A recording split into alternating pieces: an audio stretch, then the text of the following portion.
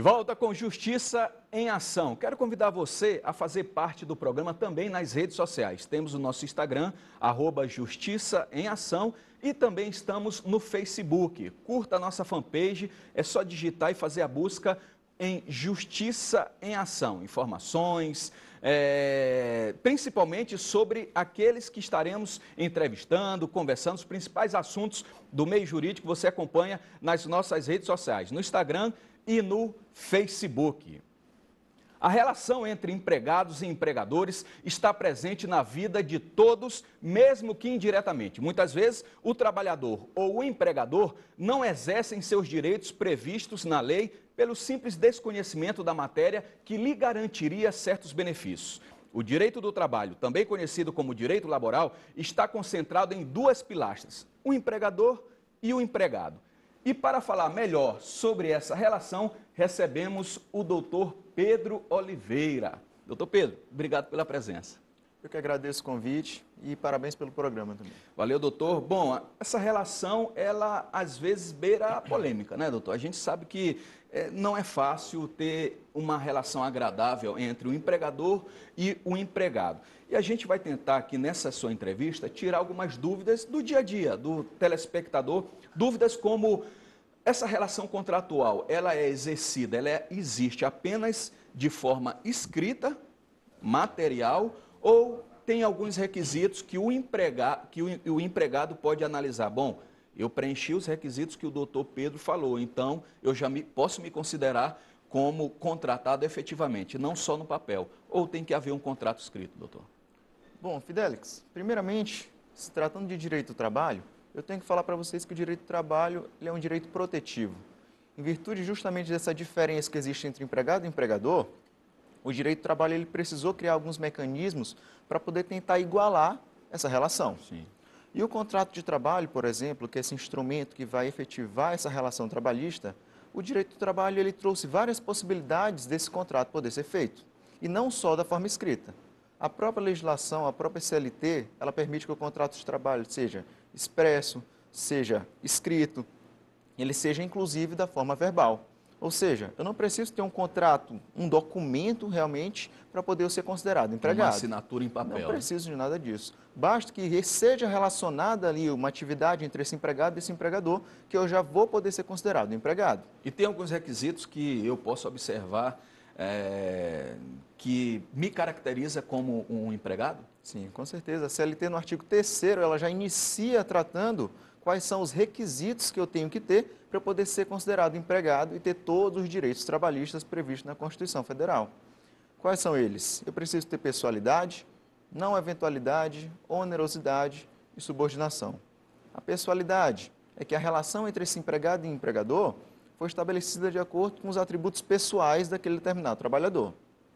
A não eventualidade é um requisito que ele exige uma frequência de prestação de serviço. Eu, quando saio da minha jornada de trabalho, eu sei quanto que eu vou voltar a trabalhar naquela determinada empresa. A onerosidade está ligada ao recebimento de algum salário, de alguma contraprestação pelo serviço prestado. E o requisito mais importante é a subordinação, que é a subordinação jurídica, que a relação entre empregado e empregador é que esse empregado ele deve obedecer às ordens desse empregador, logicamente, desde que esse empregador ele não extrapole os limites legais. Perfeito. Bom, nesse programa, doutor Pedro, o Justiça em Ação, nós temos efetivamente a participação do público, né? Sim. O público, ele tenta tirar as dúvidas nas ruas, praças, e agora também na sua entrevista a gente vai ter a participação do público com algumas perguntas e vamos à primeira pergunta da população. Boa tarde, doutor. Meu nome é Camila. Eu gostaria de saber quantas horas de descanso, né, deve haver entre uma hora de jornada de trabalho e outra. Doutor, eu acho que é uma dúvida comum na população essa questão de quantas horas de descanso e tal. Fidelix, primeiramente, o descanso é algo essencial para uma relação de trabalho.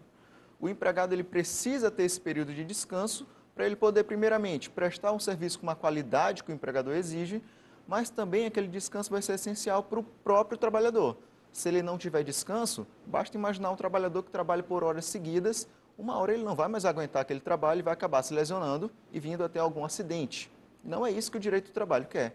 Ele quer justamente proteger esse empregado contra esses abusos possíveis.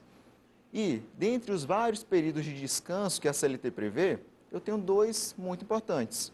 Eu tenho um descanso dentro da jornada de trabalho, que é o chamado intervalo intra-jornada, que tem previsão no artigo 71 da CLT, que é aquele período que o empregado, dentro da sua jornada de trabalho, ele precisa parar para poder se alimentar e descansar.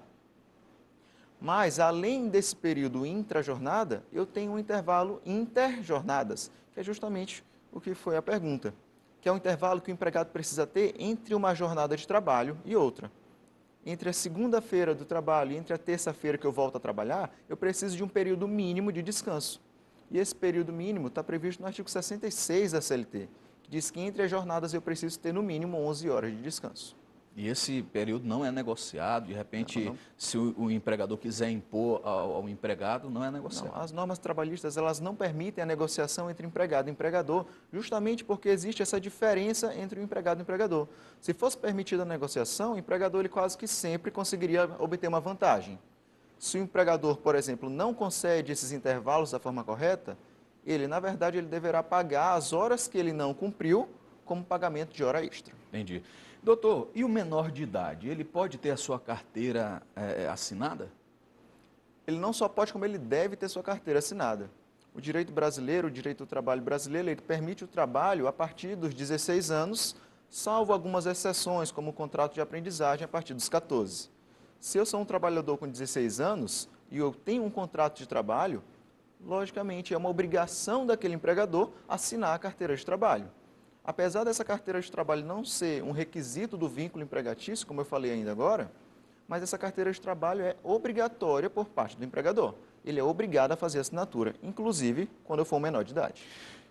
Ainda em contrato de trabalho, eu observo que nós temos alguns trabalhos que são temporários, né? Como, por exemplo, uma obra, né? Uma obra e grandes eventos que acontecem um período determinado. Existe essa diferença entre contrato por tempo determinado e por tempo indeterminado? Existe. O meu contrato de trabalho, ele pode ser um contrato que tem dia para começar, mas não tem dia para terminar, que é o chamado contrato por prazo indeterminado. É a regra. É a regra do direito do trabalho. O direito do trabalho quer permitir que o empregado comece a trabalhar e, se ele quiser trabalhar para o resto da vida dele naquele serviço, ele vai ter como fazer isso. Mas, excepcionalmente, a legislação trouxe algumas situações em que o contrato vai poder ser feito por prazo determinado, que o contrato vai ter um dia para acabar, mas desde aquele primeiro dia, o empregado já vai saber qual vai ser o último dia que ele vai prestar serviços. Mas, como eu falei, são hipóteses excepcionais, algumas previstas em algumas leis especiais e algumas previstas na própria CLT. Perfeito. Esse contrato de trabalho por tempo determinado, digamos que a obra não tenha terminado, e aí o período finalizou, de um ano, né? Estou chutando aqui, um ano. Como que eu faço para continuar trabalhando? Eu tenho que fazer um outro contrato ou prolongar esse? Como é que funciona? Delix, o contrato é por prazo determinado e a legislação já estabeleceu o máximo que pode ser esse prazo determinado. Se eventualmente eu fizer um contrato de um ano com um determinado empregado e eu não, por exemplo, não conseguir terminar uma determinada obra, eu posso fazer a renovação desse contrato desde que eu limite os 2 anos, desde que eu respeite o máximo que a legislação me trouxe, que são os 2 anos. Eventualmente, se eu precisar ultrapassar esses 2 anos, a legislação diz que vai acontecer uma conversão desse contrato, que ele passa de um contrato por prazo determinado para um contrato por prazo indeterminado, que é muito melhor para o empregado. Bom, uma das principais conquistas, pelo menos comemorada e muito nesses últimos meses, anos, é a conquista para a empregada doméstica. Eu queria que o senhor pontuasse as principais conquistas dessa classe. O que a empregada doméstica realmente conseguiu de bom nessa relação de empregador e empregado?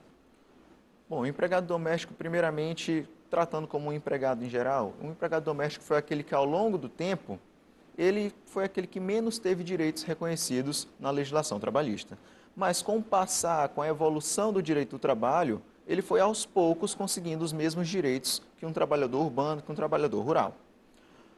Eu tenho uma emenda constitucional 72 de 2013, que foi uma emenda constitucional, desculpem, que trouxe vários direitos a esse empregado doméstico. Mas vários desses direitos eles precisavam de uma outra lei para poder fazer a regulamentação desses direitos. É como se o empregado doméstico em 2013 tivesse levado vários direitos, mas não tivesse realmente ganhado esses direitos. Então, como é que acontece? Recentemente, em 2015, sobreveio a Lei Complementar 150 de 2015, que foi justamente a lei complementar que veio regular esses últimos direitos que esse empregado doméstico tem. Fidelix, antigamente o empregado doméstico, se ele trabalhasse, por exemplo, 24 horas direto, ele não tinha direito a descanso, ele não tinha direito a hora extra, porque ele era como se fosse um simplesmente trabalhador qualquer. Mas hoje em dia é dada uma atenção muito maior a esse empregado doméstico. Hoje em dia, a partir de 2015 principalmente, esse empregado doméstico passou a ter todos os direitos como qualquer outro empregado no Brasil, certo? Como, por exemplo, adicional noturno, tem direito às férias com o texto constitucional, tem direito a aviso prévio, tem proteção ao trabalho e todos os outros direitos. Perfeito. E eu não posso deixar de citar, linkado a essa pergunta do empregado doméstico, na questão da diarista, né? Existe a diferença do empregado doméstico com a questão da diarista? Sim, como eu falei, eu tenho vários tipos de trabalhadores no Brasil, só que somente alguns foram garantidos os direitos trabalhistas. O empregado doméstico, ele ao passar dos tempos, ele foi ganhando todos esses direitos, mas o diarista, ele não é considerado um empregado. O diarista, ele tem alguns direitos, mas não são todos os direitos que o empregado doméstico tem. Tanto que, para eu poder ser um configurado empregado doméstico, eu preciso cumprir alguns requisitos. E a legislação trata do requisito da continuidade. Eu deixo de ser um diarista e passo a ser um empregado doméstico garantindo todos os direitos quando eu exerço minha atividade de no mínimo 3 vezes por semana em âmbito doméstico. Antes de 3 vezes por semana, eu não posso ser considerado empregado doméstico. Eu sou o chamado diarista. Entendi. Bom, nós temos também uma relação interessante que é da mulher gestante, né? Quando ela... Eu queria que o senhor pontuasse algumas situações voltadas para a empregada enquanto gestante. Bom, a empregada gestante, pelo próprio nome, primeiramente ela é uma empregada. Por ser empregada, ela detém os direitos do artigo 7º da Constituição Federal. Mas em virtude da sua condição especial de ser gestante, a CLT garantiu esses direitos de uma forma um pouco diferenciada, de uma forma a garantir um pouco mais de proteção. Em virtude da sua maternidade, como por exemplo, ela vai ter uma licença maternidade de 120 dias, que vai ser o afastamento dessa empregada para ela poder tratar do bebê, cuidar do bebê por 120 dias, e esses 120 dias são remunerados normalmente. Ela tem uma proteção à dispensa pelo empregador, ela tem a chamada estabilidade da gestante. A partir do momento que ela toma conhecimento do estado gravídico, até 5 meses após o parto, o empregador ele não vai poder realizar a dispensa dessa empregada gestante. Não pode ser demitida. Salvo se ela vier a cometer uma falta grave. Ela tem também direito a intervalos para poder fazer a amamentação da criança, 2 intervalos de 30 minutos durante a jornada de trabalho. Ela tem direito a, em virtude da sua situação de gestante, a ser mudada de função, já que aquela função que ela exercia anteriormente pode, vamos supor, prejudicar a sua gravidez. Assim como após a gestação, ela tem direito ao retorno à função, entre vários outros direitos. Muito bacana, muito interessante. Bom, nós temos também a participação do telespectador via rede social, na nossa página do Facebook.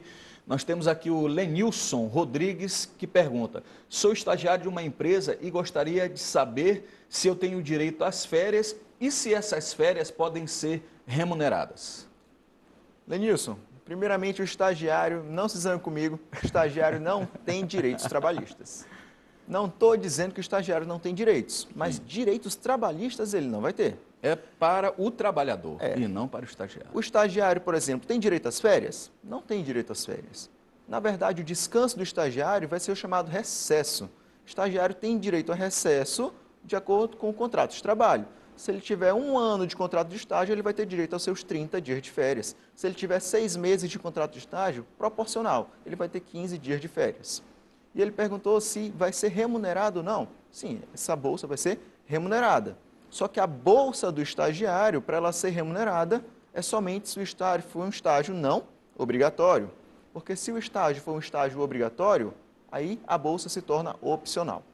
Perfeito. Vamos à última pergunta do telespectador aqui no Justiça em Ação.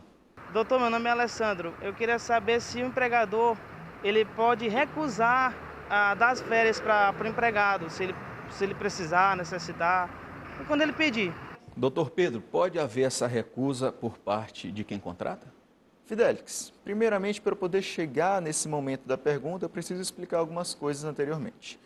Quando eu estou tratando de férias dos empregados, eu tenho dois principais períodos. Eu tenho um primeiro período de 12 meses que o empregado trabalha para poder adquirir o direito de tirar férias. É o chamado período aquisitivo. E logo após esse período aquisitivo, eu começo um segundo período de 12 meses, que é o chamado período concessivo, que é o período que o empregador tem para poder conceder as férias. Não é basicamente, como se diz por aí, que o empregado trabalha 12 meses e imediatamente ele entra de férias. Sim. Pode ser que o empregador dê? Sim. Até porque quem escolhe a data de que esse empregado vai entrar de férias é o empregador. O empregador é aquele que dirige o contrato de trabalho, é aquele que sabe quando que ele vai poder deixar que aquele empregado ele entre de férias. Mas, apesar da CLT ter garantido esse direito do empregador escolher a data das férias de seus empregados, ela trouxe um limite. E o limite é justamente os 12 meses do período concessivo. O empregador ele é obrigado a conceder as férias de seus empregados durante esses 12 meses. Se eventualmente o empregador não conceder durante esses 12 meses, as férias se tornam férias em dobro. Perfeito. Rapaz, é um assunto interessante, né? E por falar em interessante, eu quero finalizar a entrevista dizendo que o doutor Pedro foi meu professor na faculdade, em Direito do Trabalho 1, e era uma matéria que eu tinha, doutor, meio que uma preocupação, né? Tinha uma preocupação por ser muito cheio de detalhes, o empregador rural e urbano, e tem os seus requisitos, e eu fiquei preocupado, mas o senhor me fez gostar da matéria. Interessante como o senhor trouxe as questões do dia a dia para dentro da sala de aula, e eu percebo que é um advogado que trabalha com paixão, gosta do que faz. Então, quando a gente foi tratar sobre essa questão na nossa reunião de pauta, eu falei, ó, doutor Pedro Oliveira com certeza vai poder tirar as dúvidas, e realmente para mim é uma honra tê-lo aqui, uma pessoa jovem, dinâmica, que sabe passar o conteúdo, né? E tirou aquele meu grilinho do direito do trabalho. Fico muito feliz de o senhor estar aqui e dizer que o Justiça e Ação está sempre de portas abertas. Félix, eu agradeço bastante o convite, fico muito feliz por saber disso. Fico muito feliz por eu ter conseguido tirar esse medo de direito do trabalho, porque realmente é um ramo do dia a dia. Está no dia a dia. Todo mundo tem que saber um pouquinho de direito do trabalho para poder ter como defender os seus próprios direitos. Bacana. Doutor Pedro Oliveira, aqui no Justiça e Ação. Vou de intervalo e na volta tem mais informações desse mundo jurídico. Daqui a pouquinho voltamos.